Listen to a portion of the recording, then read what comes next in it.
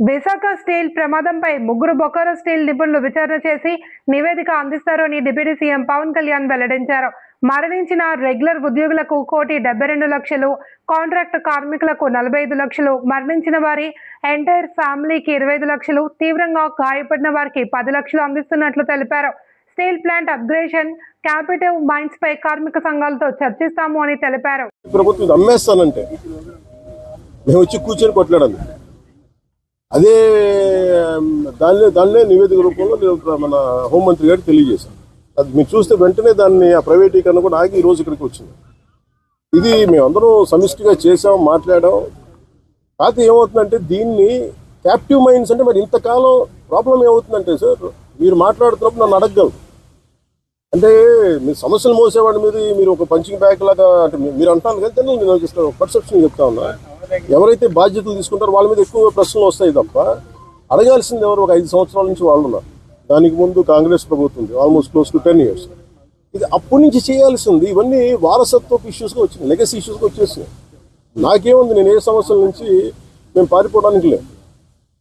ఉన్నది వాస్తవాలు చెప్పి అర్థం చేసుకొని దానికి ఒక పరిష్కార మార్గం ఎతకడానికే మేము సంపూర్ణ సర్వ ప్రయత్నం చేస్తాం. మీరే అడుగుతున్నారు.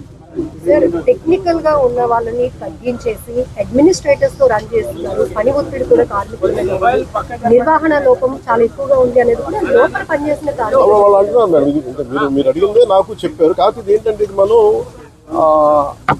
నేను దీనికి సంబంధించి అనుభవం ఉన్న వ్యక్తిని కాదు. కాకపోతే నేనేం చేయగలను, ఇప్పుడు మీరు అన్నది ఎంతవరకు అనేది నేను పబ్లిక్ తీసుకెళ్ళగలను. లేదంటే రేపు పొద్దున్న విచారణ ఈ కమిటీ ఏదైతే వస్తుందో వాళ్ళకి మేము చెప్పగలం.